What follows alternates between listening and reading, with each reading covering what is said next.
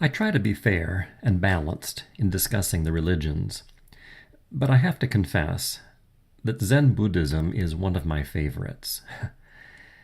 I also need to admit right here at the start that a lecture on Zen is always something of a hoax, since nobody, including the Zen masters themselves, really know what it is. Do you doubt me on that? Well, consider the case of Bodhidharma, who was by all accounts an extraordinary man, a saint in every sense of the word. He traveled from India to China around 527 AD, so in other words, about 500 years after the first Buddhist missionaries had made that trip. And he's credited with single-handedly reviving Chinese Buddhism, which had apparently lost something of its original spirit and power. How did he do that? Well, by injecting it with the impulse that we would later come to call Zen. Anyway, the story goes like this. The story goes that when Bodhidharma arrived, he was met by no less than the Chinese emperor, Wu, a great patron of Buddhism. And the emperor said to him, "I have caused many monasteries to be built, many monks and nuns to be ordained, and the sacred scriptures to be translated into Chinese. What merit is there in this?" Bodhidharma replied, according to the story, "No merit whatsoever." Now you've got to understand, this was an exceedingly surprising, troubling, even insulting answer, because in the popular understanding, at least, of Buddhism, it's widely understood that altruistic deeds, good deeds, especially on behalf of those who have dedicated themselves to the spiritual life, like monks and nuns, result in good karma, and those deeds should lead to good rebirth. So the emperor replies somewhat haughtily, "What then is the holy doctrine?" "Vast emptiness," said Bodhidharma, "and nothing holy." "Well, who is it then stands before me?" asked the emperor, the implication being, "Aren't you supposed to be some sort of holy man?" And Bodhidharma responded, "I don't know." This story, in fact, gives rise to a famous question koan. Why did Bodhidharma say, "I don't know"? The image I'm showing here is actually connected to another story about Bodhidharma.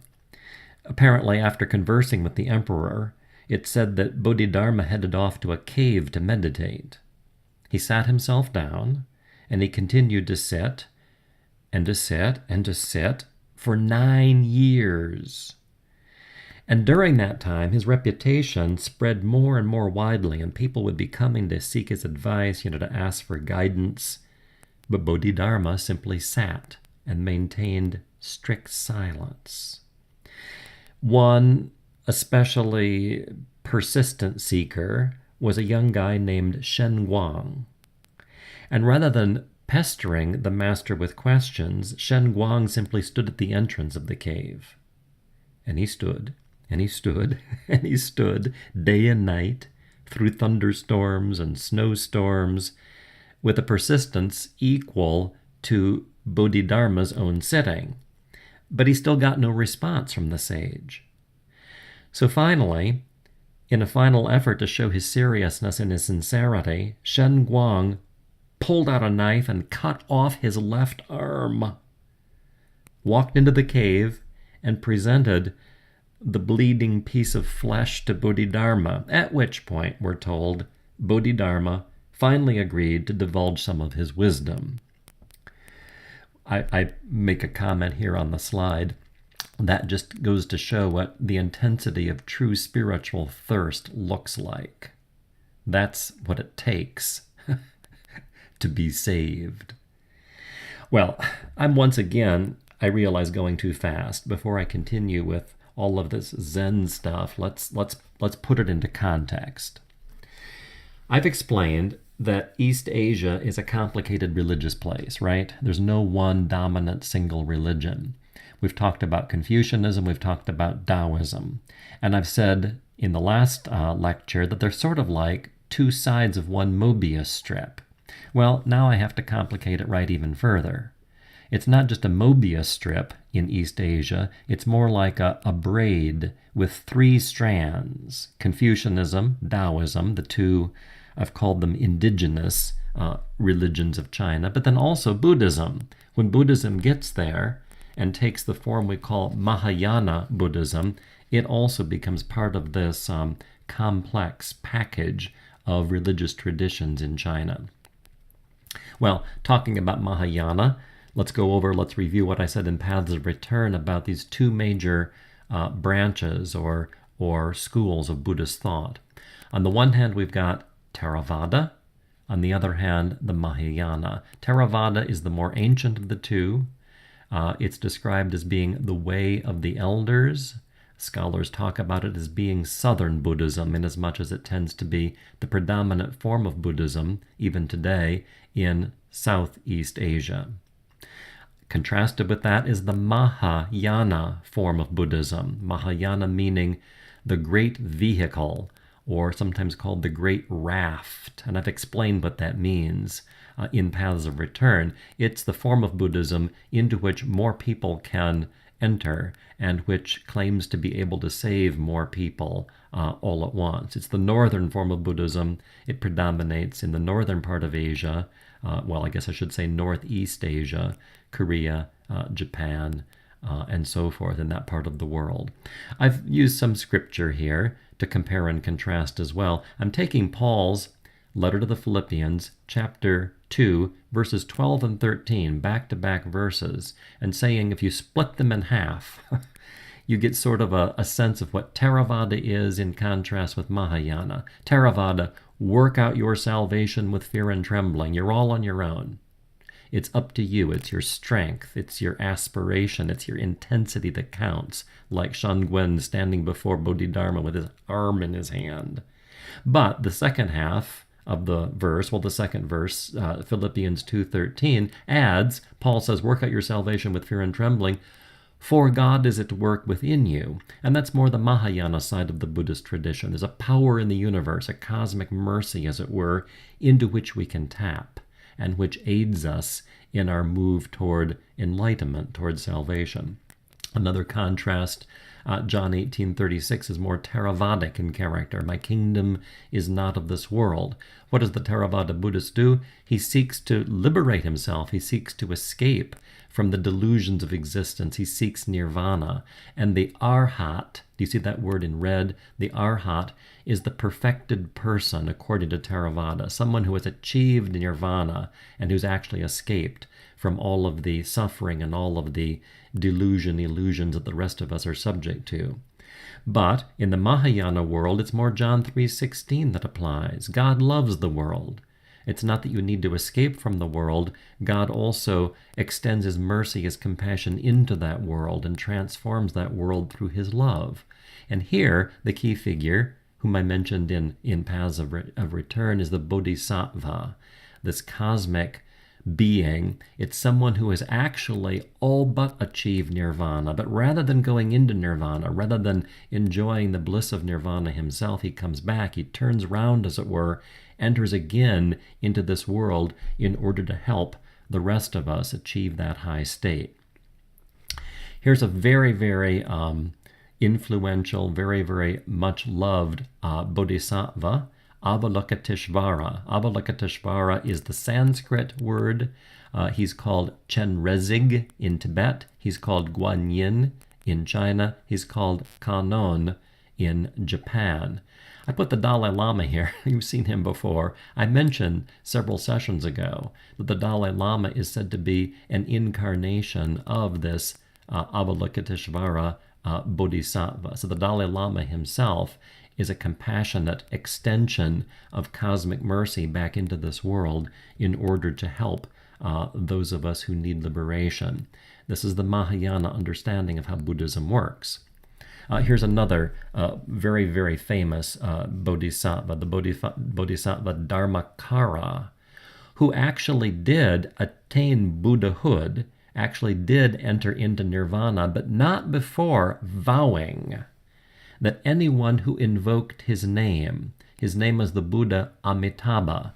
Amitabha, Sanskrit, and the equivalent in Japanese would be Amida. Anyone who invokes my name, he says, who calls upon me, will automatically be reborn in the land of bliss called Sukhavati, or the Pure Land. And from that point of origin, having been reborn into Sukhavati, reborn into this land of bliss, in his next life, he will actually escape from reincarnation altogether and enter into nirvana. So calling upon his name is sufficient to do that. And of course, as a comparison here, I put in the quotation from John. Jesus says, "Whatsoever ye shall ask in my name, that will I do." Well, this Buddha Amida, the Bodhisattva Dharmakara, having become the Buddha Amida, says much the same thing. Call upon me and you will be saved. There are different dimensions of Mahayana itself. So we've got Theravada, and then we've got Mahayana. But Mahayana itself can be split into two different dimensions or aspects or emphases. The first we call Tariki, which means the power of the other. The second, come down to the next blue line, Jiriki, power of oneself. The power of the other, Tariki form of Mahayana Buddhism, is precisely the kind of Buddhism that stresses that all you need to do is actually call upon a bodhisattva, and in particular the Amida Buddha, call on his name, and you will be liberated. You will be enlightened. We talk about this as being Jodoshu Buddhism, or Pure Land Buddhism, inasmuch as it is interested in this vow, you see, of Amida, who said, "Call upon me, you'll be reborn in Sukhavati," which is the Pure Land, or the land of bliss. So we talk about Jodoshu Buddhism, Pure Land Buddhism, and we talk about the people who practice that form of Buddhism invoking the Nembutsu. The Nembutsu is the formula, the invocation in Japanese, Namu Amida Butsu, Namu Amida Butsu, Namu Amida Butsu. They say that again and again and again. It means hail to the Buddha Amida. Butsu in Japanese is Buddha. Namu means something like hail or glorify or give honor to the Butsu, the Buddha named Amida. You say that, you invoke that again and again and again like a mantra in Hinduism. And that is itself sufficient to attain Sukhavati first and then enlightenment, nirvana, after that. Contrasted with that, still though within the Mahayana tradition, is the form we call Jiriki, power of oneself. I put an asterisk there and I said this is sort of a Theravadic form of Mahayana, because we're back to the importance of one's own zeal, one's own intensity, one's own struggle, one's own work. Here's where we would position Zen. Zen is very much a matter of engaging in the spiritual search with effort and struggle and intensity in an effort to achieve enlightenment.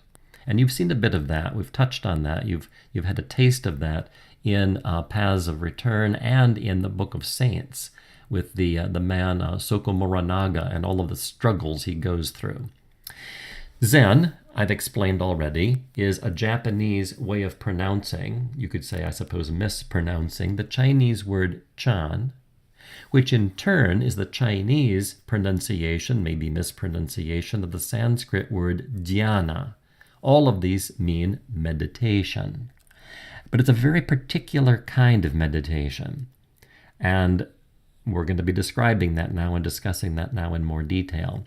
Bodhidharma himself defined, I put in quotation marks the word definition, to the extent you can actually define this indefinable kind of spiritual life, this meditative life. Bodhidharma defined it in 4 ways. He said Zen is a special tradition outside of the sutras. The sutras are scriptures. So it's an oral teaching. It's an oral tradition that must be handed on master to disciple. You can't actually put this in words, write it down, put it in a book, have somebody read the book and attain nirvana or enlightenment. There's no dependence, in fact, in Zen on words or letters. It's utterly independent of words and letters. It consists in, Bodhidharma said, a direct pointing to the mind. And finally, you could define, quote unquote, define Zen as seeing into your own nature and the attainment of Buddhahood. So that's what Zen is, to the extent you can describe it, define it. That's what Zen consists in, according to this bodhisattva being Bodhidharma. The goal in Japanese is Satori. Satori means enlightenment. And enlightenment could be described, I'm really quoting myself here from Paths of Return, as, quote, an immediate, lucid, utterly transformative experience of capital R reality. Or again, it's a breakthrough to the truth, which results from a sudden, dramatic breaking down of our habitual patterns of thought. Here I'm quoting this Soko Morinaga from his autobiography, Novice to Master, which I've given you a selection from, again, in a book of saints. He says, after all the seeking comes the realization that what we have sought was always already ours. So Zen, in a way, is discovering what was right in front of your nose all the time, even though you were blind to it. But to get to that point, it is, quote, necessary to throw down all of one's past experiences, completely turn the tables, turn everything upside down, as it were. Emerge, he says, from the habitual functioning of your mind, purely and directly experience self and other as one. So, right, we're all in the habit of drawing a line, as it were, somewhere at the boundary of our skin and saying, I'm in here, I'm inside of this body, you're over there, you're other than me. Well, no, Satori is ultimately a direct experience that you and I are one, totally unified. Clearly seeing, clearly hearing. It was yet a world in which there was no me, the enlightenment world, a world in which there was no me anymore. And the last quotation, the functioning of the heart with which I was born, Soko Morinaga says, came into play in its purest form. It's kind of a recapitulation of the first quotation. He sought what was already his all that time, and the functioning of the heart with which I was born finally came into play, had its real impact in its purest form in this state of enlightenment. Now, different Zen teachers, different schools within Zen itself approach Satori in somewhat different ways. So I've got a slide here, I call it simply Paths to Satori. First of all, there is simply life experience itself. And the masters will often have people, as they had this young Soko Morinaga, just, clean up the trash or clean the latrines or peel the potatoes. The understanding be that you need to be simplified. You need to just get down to basics. You need to have a firm grip on just the nitty-gritty of this world, because there's a deep truth in all that we often overlook in our hustle and bustle. So life experiences themselves can actually point you in the direction and lead to Satori. Then there are what I've called different practical arts, and these include Kyodo, Shodo, and Chado. Now that suffix do, do, is actually the Japanese equivalent of the Chinese Dao. So the way of Kyu and the way of Sho and the way of Cha are practical arts. I'll tell you what those are in just a second. And then thirdly, there is Zazen, sitting Zen, to sit, to meditate, to practice Zen just by sitting. And this itself breaks down into a couple of different approaches. One, Soto, where they stress what they call shikantaza, which is nothing but simply sitting. If you can just sit and do absolutely nothing else, either inwardly or outwardly, you will reach Satori, the Soto Zen people say. The Rinzai school of Zazen, of sitting Zen school, has you sit for sure, but it has you sit and then ponder inwardly these koans, of which I'll say a lot more momentarily. First of all, though, back to the practical arts. Here's Kyudo. It's the way, the do, the Tao of the bow. So it's the art of archery, which Zen masters use as a pretext or a support or a foundation for teaching their students. And I said something, I talked in Paths of Return about this book, the cover of which I show you here on the left, Zen and the Art of Archery by Yugen Harrigal, and his experience studying with a very advanced Zen master archer in Japan. Another really interesting book, One Arrow, One Life, Zen, Archery, and Enlightenment, talks about this particular way at some length. I recommend them both. Then there's Shodo, which is the way, the Tao of the brush. This is calligraphy, beautiful writing. That's also used by Zen teachers in order to promote and to provoke an experience of Satori in their disciples, their students. And then thirdly, there's Cha-do, which is the way of tea, the so-called tea ceremony. You've probably seen this or heard about this before.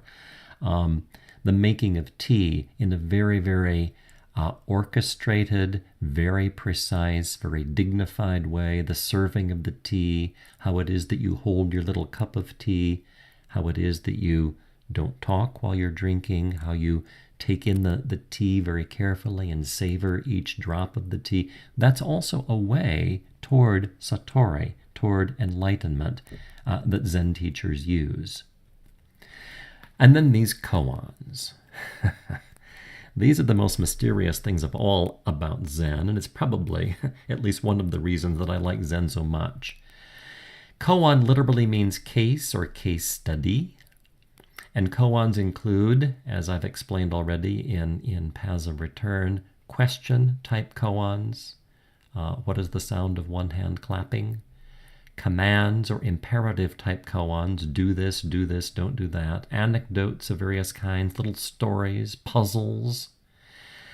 The answering of which questions, the obeying of which commands, the pondering of which anecdotes, the solution to which puzzles, are all designed to two things: paralyze your ability to conceive of things by means of thoughts and words. So first, completely shut down your rational apparatus. Make it impossible for you to figure things out with your ordinary mind. You know, the mind that balances your checkbook or does your income tax. That mind ain't going to work in this context.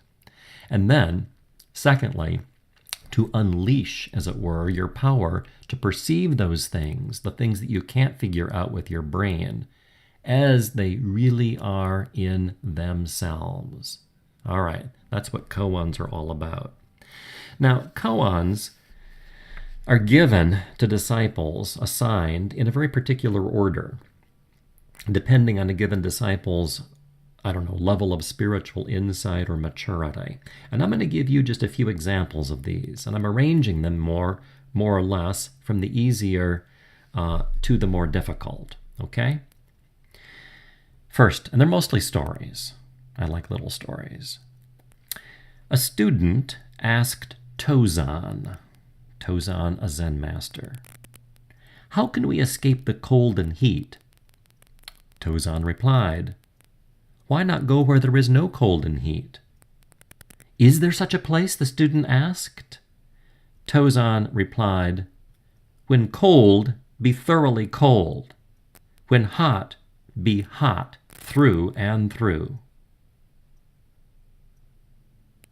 Another one. Great Master Ma was sick. The temple superintendent came to him and asked, "Teacher, how is your venerable health these days?" The Great Master said, "Sun-face Buddha, moon-face Buddha." A disciple told the master Joshu, "I have just entered the monastery. Please teach me." Joshu asked, "Have you eaten your breakfast?" The monk replied that he had. Joshu said, "Then go wash your bowl." And at that moment, we're told, the disciple was enlightened. Now, let me pause here. Don't think about all this too much. The point is to get to a level deeper than thought. Zen teachers speak of the virtue of what they call Mushin, which means no mind. Now, understand me, that doesn't mean they're anti-intellectual. The ordinary, simple person is just as bamboozled by thinking as a university professor. You can think intellectually in a no-think or no-mind way. So Zen doesn't mean having no thoughts at all. It means trying not to be fooled by your thoughts, not being hypnotized by the forms of speech that we use into thinking that that's the way the world really is. Another koan. Another story. When the great master Dogen, D-O-G-E-N, he's credited with having brought Zen teaching to Japan, I think 12th century. He came back from China, brought the teaching he discovered in China, brought it back to Japan. So he's sort of the founder of Japanese Zen Buddhism. All right, well, when he comes back to Japan, they asked him, "What did you learn in China?" And his response was, "The eyes are horizontal, the nose is perpendicular." So, another story. What exactly is Zen? Another disciple asked his master. The master replied, "When hungry, eat. When tired, sleep." "But doesn't everybody do that?" said the student. "No," said the master. "When they eat, they think of 10,000 things. And when they sleep, they dream 10,000 dreams." Now, all these little stories are connected. Please understand. And what I'm wanting you to do is to try to grasp the connection between these little anecdotes intuitively. That's what we're after here. Tokusan was studying Zen under the great master Ryotan. One night he came to Ryotan and asked many questions. The teacher said, "The night is getting old. Why don't you go to bed?" So Tokusan bowed and opened the screen to go out, and observed as he did so, "It's very dark outside." So Ryotan offered him a lighted candle to find his way. Just as Tokusan took it into his hand, Ryotan blew it out. And at that moment, the mind of Tokusan was opened. A seeker asked Joshu, "What is the way? What is the Tao?" "Your everyday mind is the way." "How do you get in sync with it?" "When you try to get in sync, you deviate." Then there was this great samurai warrior who came to see a famous Zen master. And he came up to the master. The master was sitting there meditating. His eyes were closed. And the samurai shouted and said, "Oh, you great Zen master, allegedly great Zen master, tell me, I want to know the secrets of heaven and hell." And the master just sat there, didn't blink an eye. And this made the samurai angry, and he shouted louder. He said, "Tell me the secrets of heaven and hell." And the Zen master opened his eyes and said, "Don't make me vomit." Closed his eyes again. Well, this just incensed this great warrior. And he took the sword that you see here, and he was ready to come down and lop off the Zen master's head. And just as he was about to do that, the Zen master's eyes popped open. And the Zen master said, "There open the gates of hell." And the warrior, the samurai warrior, paused in midair, realized what had happened, what he was doing, the kind of person he was, took his sword, put it back in its scabbard. And the Zen master said, "And there open the gates of heaven." Another master had so many disciples he couldn't handle them all. So he decided to make one of them a master too, and in order to decide who should get the job, he set a bucket of water in the middle of the floor.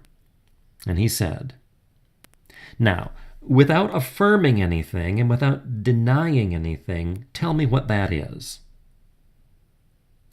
A senior disciple came forward and said, "You couldn't call it a piece of wood." But the master wouldn't accept that reply. Then the house cook came forward, walked up to the bucket, kicked it over, and he got the job.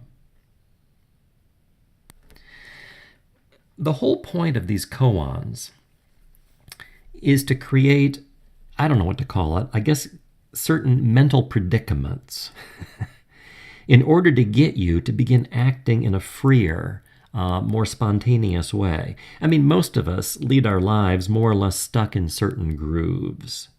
You know what happens sometimes on the street when two people are walking toward each other and they both decide to move to the right and then they both decide to move to the left and they kind of get stuck and they can't pass each other? You've done that yourself.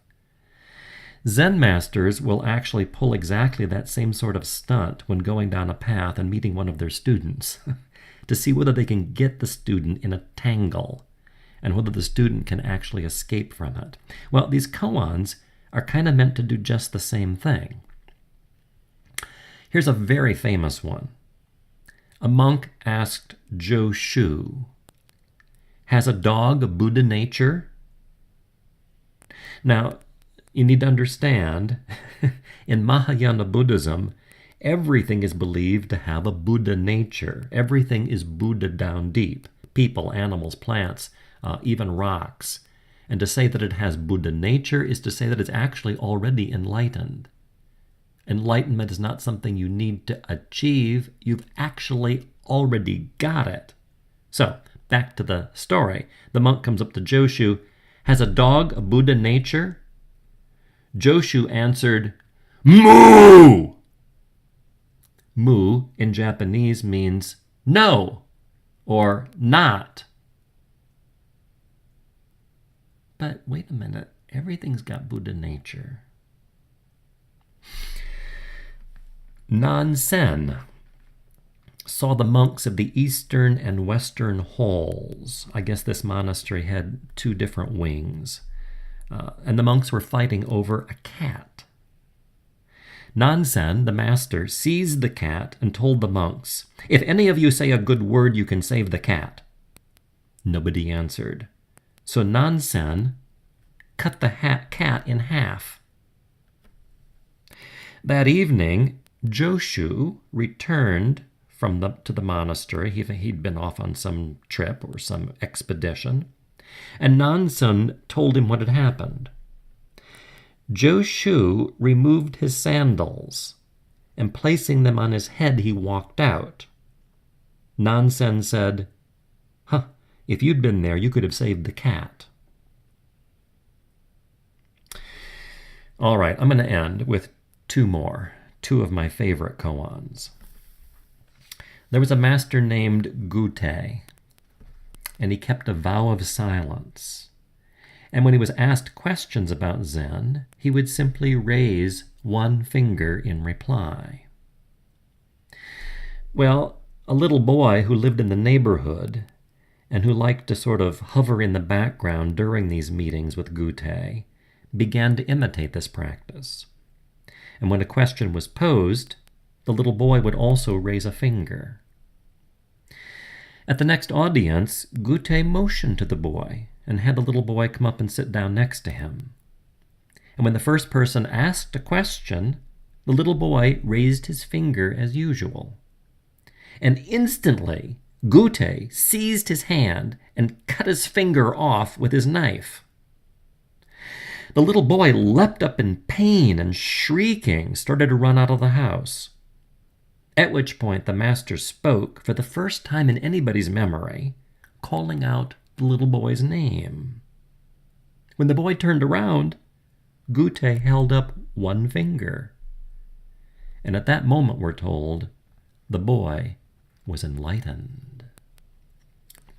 Now remember, if you were in fact seriously engaged in the traditional study of Zen, you wouldn't just be taking a class like this and listening to some silly professor tell these stories for the sake of amusement. You'd be required to ponder these koans intently, intensively, in preparation for dokusan. Remember that word from Paths of Return? The meeting you'd be having later on with your Roshi, your master. And like, again, Soko Morinaga in A Book of Saints, there would be a certain level of fear and trembling in this. A fear that, for all you know, if you get it wrong, your master might cut off your finger, or worse. That's the context in which you study this anecdote. All right, one more. And yeah, this is probably my favorite of all.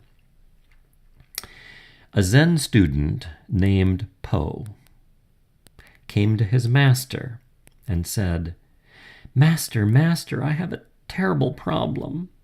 I have a goose in a bottle, and I can't get him out. I put the goose in the bottle when he was just a little goose, and I fed him, and I took care of him, and now he's grown, and I can't get him out. What, oh master, what am I going to do?" And the master replied, "Po! There, it's out."